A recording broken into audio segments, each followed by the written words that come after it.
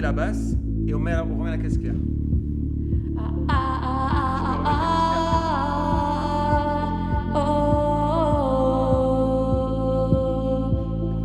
Ok, on ouvre le filtre.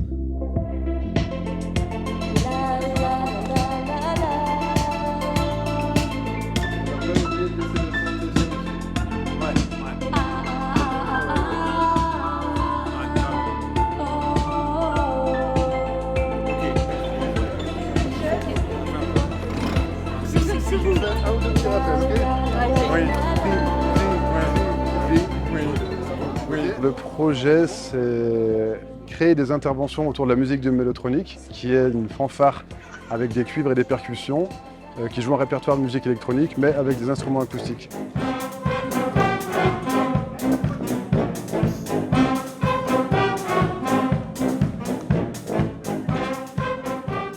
L'idée du projet, c'était quand même de sortir la musique du silo de l'école de musique et d'aller innerver des structures où c'est moins naturel en fait, qu'on s'intéresse à la musique, qu'on pratique de la musique, d'abord par rapport à l'accès aux instruments et qui plus est l'esthétique de la musique électronique. Je trouvais que c'était intéressant qu'on puisse l'ouvrir et la partager. Ok. D'ailleurs, ça fait un super effet quand il y a Mathilde. Vas-y, ouvre-la à fond. De l'autre côté, ça c'est pour le fermer. Et l'ouvrir, ça va. On met la voix de Mathilde. Ok. Et quand Mathilde elle arrive,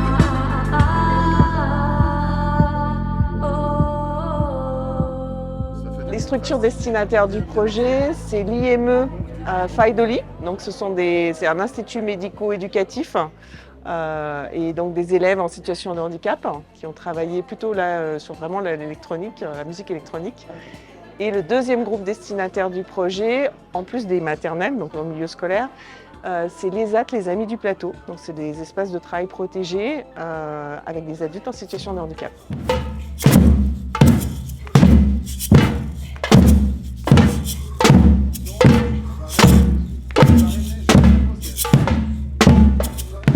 transmettre en fait notre savoir et notre manière de faire pour que l'école de musique ait une autre vision de la musique que celle enseignée dans leur école. Et pour les non-musiciens, comme les AT, l'IME, de leur faire une initiation à la musique par le biais de notre musique. Oui, je me disais pas avec moi une arrière pour le morceau. Oui, mais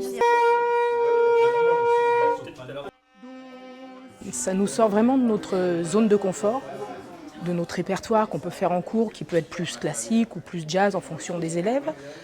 Et donc on change d'esthétique et ce qui change beaucoup, que ce soit pour les élèves adultes ou enfants, c'est qu'on n'a pas de partition aussi.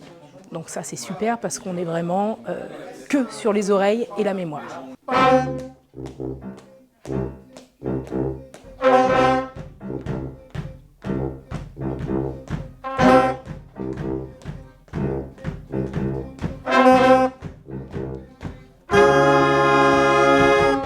Étant donné que la musique de Mélotronique est une musique cyclique, c'est-à-dire qui tourne en boucle, c'est le propre de la musique électronique, il suffit de pas beaucoup de matière pour que ça ressemble à quelque chose. En fait, c'est l'ensemble, quand tout s'emboîte, qui est intéressant.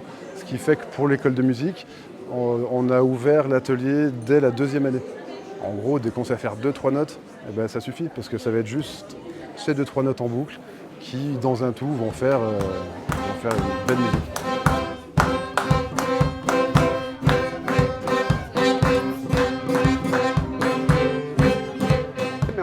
Fait aussi en direct avec les participants et en fonction des niveaux aussi, et on essaye de trouver des moyens mnémotechniques pour que les participants se souviennent des morceaux. L'idée c'est de jouer sans partition et c'est des trucs très cycliques et après, comme le veut la musique électronique justement, on met en route des choses, on en arrête d'autres et en fait ça se construit assez vite et assez bien et puis on a une super équipe.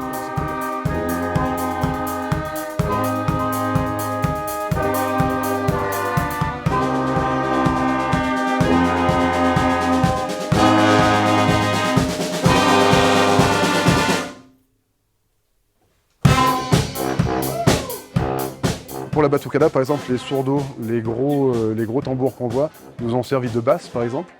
Et en fait, souvent les musiques traditionnelles sont aussi des musiques cycliques. Donc pour nous, le pont était tout trouvé avec la musique de Mélotronique, électronique et cyclique. Donc voilà, on s'est servi de ces instruments brésiliens pour faire de l'électro à notre sauce.